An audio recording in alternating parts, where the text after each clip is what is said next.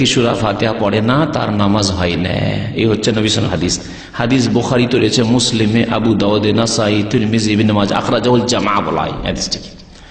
মুহাদ্দিসিনদের জামাত, সমস্ত মুহাদ্দিসিন এই হাদিসটিকে নিজ নিজ কিতাবে উল্লেখ করেছেন নামাজের অধ্যায়ে। লা সালাতা লিমান লাম ইয়াকরা বিফাতিহাতিল কিতাব, সূরা ফাতিহা ছাড়া নামাজ হয় না। এই ক্ষেত্রে সবচেয়ে দুর্বল মত হচ্ছে যে কোন নামাজই সূরা ফাতিহা পড়বো না মুক্তাদি হইলে,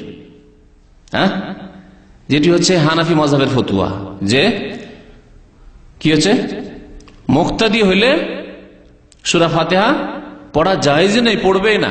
জেহেরি হোক আর সিরি, কোন নামাজে বলার উদ্দেশ্য হচ্ছে জেহেরি হোক আর সিরি হোক। জাহরি মানে যাতে উচ্চস্বরে কেরাত চলছে এবং শুনছি, যেমন মাগরিবের নামাজের প্রথম 2 রাকাত, এশার প্রথম 2 রাকাত, ফজরের 2 রাকাত, এগুলো হচ্ছে জাহরি নামাজ। তাতেও জায়েজ নয় তাদের কাছে। আর সিররি নামাজ যেমন কি জোহরেও জায়েজ নয়, আসরেও জায়েজ নয়, মাগরিবের তৃতীয়তে চলবে না, এশার তৃতীয় চতুর্থ রাকাতে চলবে না। সবচাইতে দুর্বল মত হচ্ছে এটি নামাজের ক্ষেত্রে। নামাজ সূরা ফাতিহা ছাড়া হয় না, আর বলছেন না সূরা ফাতিহা পড়া না জায়েজ। কেমন কথা হইল? উল্টো কথা না, একেবারে বিপরীত কথা। আর দুটি মত আছে, তার একটি মত হচ্ছে এর একেবারে বিপরীত। যেমন এতে বলা হয়েছে যে মুক্তাদি তোমার জন্য সূরা ফাতিহা পড়া জায়েজ নয়, সবচেয়ে দুর্বল মত। আর সবচেয়ে এর বিপরীত একটি মত হচ্ছে যে সমস্ত নামাজে সূরা ফাতিহা পড়তে হবে, প্রত্যেক ব্যক্তিকে সূরা ফাতিহা পড়তে হবে, সিররি নামাজ হোক, জাহরি নামাজ হোক, ইমাম হোক, মুক্তাদি হোক, আর একাকী নামাজি হোক। ইমাম শাফি রহমতুল্লাহ আলাইহি এটি মত 4 ইমামের মধ্যে। ইমাম বুখারী রহমতুল্লাহ আলাইহি, যে আমিরুল মুমিনিন ফিল হাদিস, মুহাদ্দিসিনদের শিরোমণি, সবচেয়ে বড় মুহাদ্দিস যিনি, তার এটি মত। এবং তিনি একটি প্রসিদ্ধ কিতাব লিখেছেন, বাংলায় অনুবাদ হয়েছে, ঢাকায় পাওয়া যাচ্ছে, ঢাকা থেকে চেপেছে, এটি সৌদি আরবে ছাপা বই নয়, বাংলা বইটি। জুজউল কিরাত খালফাল ইমাম, আরবিতে কিতাবটির নাম। সর্বোত্তম কিরাত, ইমামের পেছনে সর্বোত্তম কিরাত বলি নামটি বাংলায় দিয়েছে, বইটি পাওয়া যাচ্ছে। ইমাম বুখারী রাহমাতুল্লাহ আলাইহির মত। তবে তিনি বলেছেন যে ওয়ালাদ-দাল্লিনের পরে একটু বিরতি দিবে ইমাম সাহেব, তখন পড়বেন, কিন্তু পড়তে হবে, তার মত। মাঝামাঝি মত শুনেন, দুই দিকে দুটো মত শুনলেন। মাঝামাঝি মত হচ্ছে ইমাম আহমদ বিন হাম্বল, ইমাম মালিক বলছেন যখন শুনবেন তখন শোনাটাই পড়ার বিকল্প, আর যদি না শোনেন তাহলে মুক্তাদি আপনাকে পড়তে হবে, নাহলে নামাজ হবে না। কারণ শুনলেন না আর পড়লেন না। যেমন আমাদের দেশে বিনা মাইকে নামাজ হয়, 2 কাতার পিছনে আর কিছু শোনা যায় না যে ইমাম কি পড়ছে না পড়ছে, তাহলে পড়তে হবে। তারপরে সিরি নামাজ, জোহরের নামাজ, আসর নামাজ, মাগরিবের 3য় রাকাত, এশার 3য় চতুর্থ রাকাত, এগুলি সিররি। ইমাম মনে মনে পড়ছে, আপনি মনে মনে পড়ছেন, এতে কোন রকমের বিরোধ নেই, সুতরাং অবশ্যই পড়তে হবে। ইমাম ইবনে তাইমিয়া রাহমাতুল্লাহ আলাইহি এই মাসলাটিকে গ্রহণ করেছেন। তো সতর্কতা হচ্ছে সূরা ফাতিহা দিয়ে নামাজ পড়া, সূরা ফাতিহা ছাড়া নামাজ পড়া নয়, সূরা ফাতিহা দিয়ে নামাজ পড়া। আজকে যদি সময় থাকতো বেশি, তাহলে আমি উল্লেখ করতাম যে হানাফিদের বড় বড় আলেমরা, তারা সূরা ফাতিহা পড়তে হবে এ কথা স্বীকার করেছে।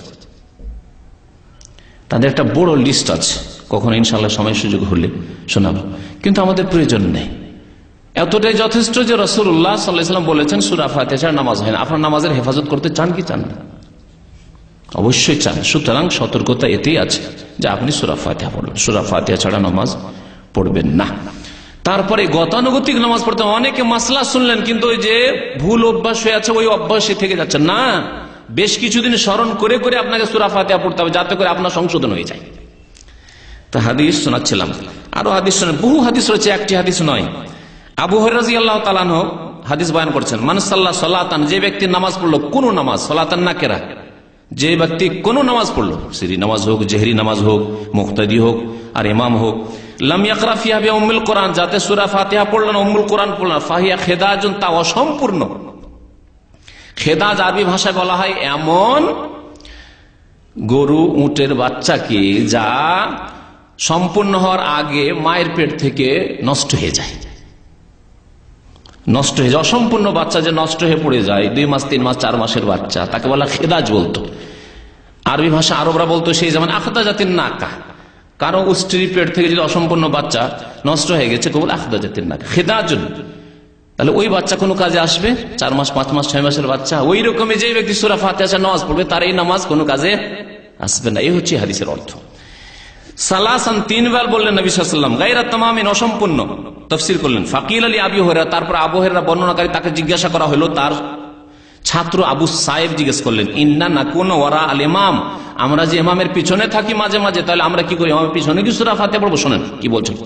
আবু হুরায়রা রাদিয়াল্লাহু তাআলা আনহু, যিনি 5000-এর বেশি হাদিস বর্ণনা করেছেন রাসূলুল্লাহ সাল্লাল্লাহু আলাইহি ওয়াসাল্লাম থেকে, সবচেয়ে বেশি সাহাবায়ে কেরামদের মধ্যে হাদিস তিনি মুখস্থ রেখেছিলেন, তিনি জবাব দিচ্ছেন। তাকে জিজ্ঞাসা করা হলে যে ইমামের পিছনে থাকলে আমরা কি করব, উত্তর দিচ্ছেন, ফাকালা ইকরা বিহা ফি নাফসিকা, ইকরা বিহা ফি নাফ, ইকরা বিহা তা পড়ে নাও, মানে সূরা ফাতিহা পড়ে নাও, ফি নাফসিকা তোমার মনে মনে, মনে মনে মানে উচ্চ স্বরে নাই, মনে মনে আলহামদুলিল্লাহ এই মনে মনে জবান হিলিয়ে সূরা ফাতিহা পড়ে নাও। এই ছিল সূরা ফাতিহার বিষয়। সূরা ফাতিহা সম্পর্কে আরেকটি হাদিস শুনেন, তিরমিজিতে রয়েছে, উবাদা বিন সামিতের হাদিস। একদিন ফজরের নামাজ পড়লেন রাসূলুল্লাহ সাল্লাল্লাহু আলাইহি ওয়াসাল্লাম, ফাসাকালাত আলাইহিল কিরাত, কিরাতটা যেন ভারী ভারী লাগলো, মনে হচ্ছে পিছনে কেউ কেউ পড়ছে, একটু জোরে জোরে পড়ছিল। ফালাম্মান সারাফা, সালাম ফিরলেন, বললেন, ইন্নী আরাকুম তাকরাউনা ওয়ারা ইমামিকুম, আমার মনে হচ্ছে যে তোমরা ইমামের পিছনে কিরাত করো, সূরা পড়ো। কুলনা ইয়া রাসূলুল্লাহ, সাহাবারা বলেন, হে আল্লাহর রাসূল, ই আল্লাহ, অবশ্যই আমরা সূরা পড়ি ইমামের পিছনে।